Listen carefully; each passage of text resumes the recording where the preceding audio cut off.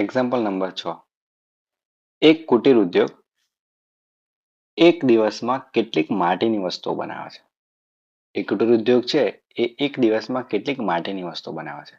હવે એક નિશ્ચિત દિવસે જણાવ્યું હતું કે પ્રત્યેક વસ્તુની ઉત્પાદન કિંમત એ દિવસે ઉત્પાદિત વસ્તુના બમણા કરતા 3 વધુ હતી. શું કહે છે કે એક નિશ્ચિત દિવસે જણાવ્યું કે પ્રત્યેક વસ્તુની ઉત્પાદન કિંમત કે એની જે ઉત્પાદન કિંમત જે છે એ તે દિવસે ઉત્પાદિત વસ્તુ એટલે કે એ દિવસે જે વસ્તુ ઉત્પાદિત થવાની છે એના બમણા કરતા 3 વધુ હતી. જો તે દિવસે ઉત્પાદિત ખર્ચ 90 હોય, એનો ખર્ચ કેટલો હોય? 90 રૂપિયા હોય, તો ઉત્પાદિત વસ્તુની સંખ્યા અને પ્રત્યેક વસ્તુની ઉત્પાદન કિંમત શોધવાની છે. એટલે આપણે જોઈએ તો પહેલા તો શું કરવું પડશે કે એક દિવસમાં કેટલી વસ્તુ બને છે એ લખવી પડશે. એટલે આપણે એવું લખીએ કે એક દિવસમાં ઉત્પાદિત વસ્તુની સંખ્યા x જેવું લઈએ. લખીએ કે ધારો કે એક દિવસમાં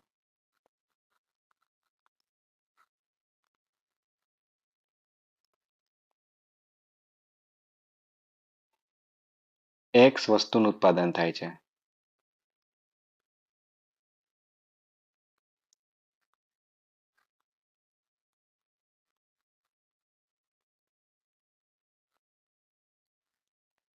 ત્યારે એની ઉત્પાદન કિંમત કેટલી છે?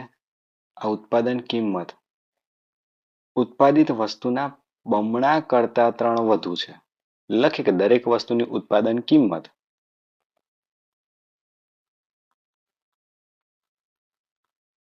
દરેક વસ્તુની ઉત્પાદન કિંમત કેટલી થશે? રૂપિયામાં આપી છે આપણને બમણા કરતા 3 વધુ એટલે કે 2x પ્લસ 3 એવું કહેવાશે. હવે આ જે વસ્તુ જે છે એનો ઉત્પાદિત ખર્ચ આપે છે આપણને. ખર્ચ કેટલો છે? 90 રૂપિયા કીધો છે.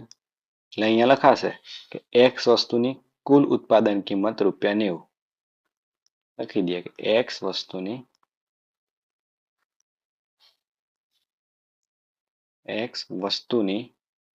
કુલ ઉત્પાદન કિંમત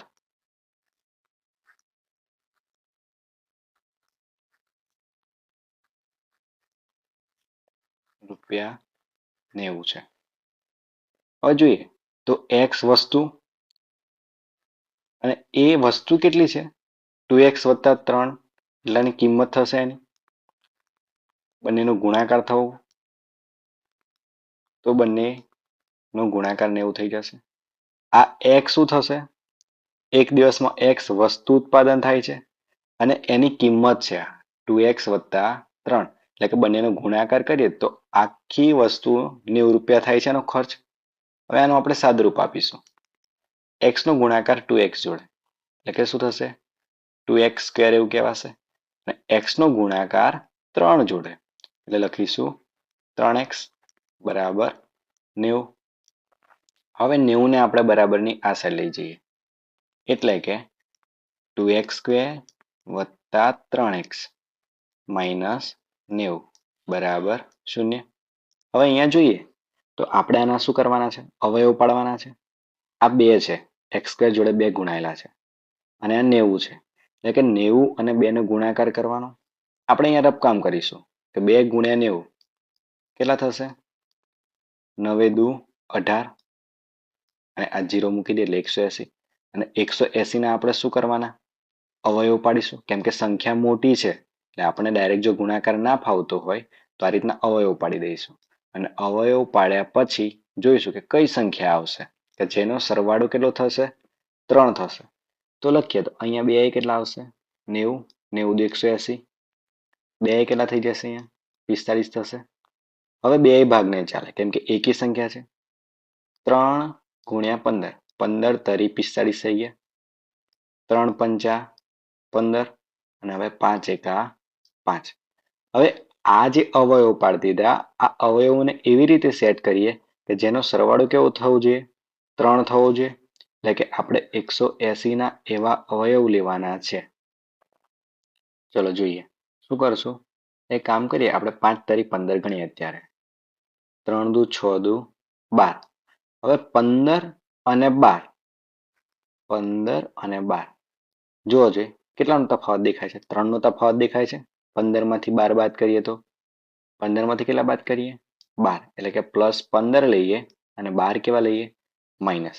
એટલે અહીંયા લખી દઈશું 2x² પ્લસ 3x ની જગ્યાએ શું લખીશું?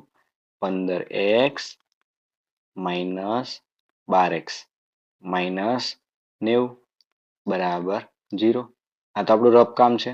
એ છેલ્લા પેજ ઉપર કરીશું. એટલે હું અહીંયા અત્યારે હવે ભૂસી નાખું છું.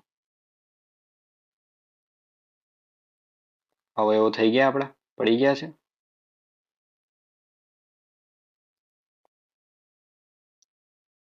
ચલો હવે શું કરવાનું છે? આપણે કોમન કાઢવાના છે. 2x² પ્લસ 15x બંનેમાંથી શું કોમન નીકળશે? માત્ર x કોમન નીકળશે. x બહાર જતા રહે એટલે માત્ર 2 અને એક x વધશે અહીંયા, વત્તા આ x તો બહાર જતા રહે એટલે અહીંયા 15 વધવાના છે. ચલો હવે 2x વત્તા 15 મળે એટલે અહીંયા લખી નાખીએ 2x વત્તા 15. પણ 2x ને કેટલા વડે ગુણીએ તો -12x મળે. ચલો x તો ઓલરેડી આવી ગયો, 2 6 12, પણ આ માઇનસ અહીંયા મૂકવા પડશે તો માઇનસ પ્લસ માઇનસ થશે. આ માઇનસ આ પ્લસ તો માઇનસ થઈ ગયા, માઇનસ પ્લસ માઇનસ અને 6 ગુણ્યા 15 90 અને બરાબર 0. હવે આની અંદર 2x વત્તા 15 અને 2x વત્તા 15 સરખા છે બંને, એટલે એની કોમન કાઢી લઈએ. શું આવશે? 2x માઇનસ 15 અને બીજા શું આવશે? હવે x માઇનસ 6, આ વત્તા 15 છે, x માઇનસ 6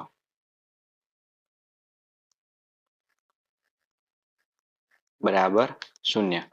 એટલે કે એક વખત 2x વત્તા 15 બરાબર 0 અને બીજી વખત શું થશે?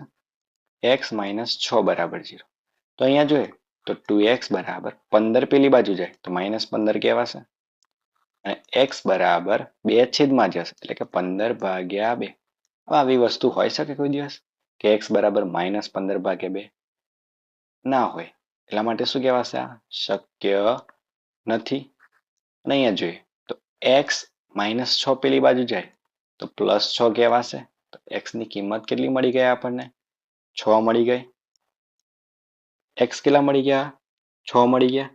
એટલે કે હવે લખીએ કે વસ્તુઓની સંખ્યા, જો લખ્યું હતું કે એક દિવસમાં x વસ્તુનું ઉત્પાદન થાય એટલે લખીએ કે વસ્તુઓની સંખ્યા 6 કહેવાય. આમ વસ્તુઓની સંખ્યા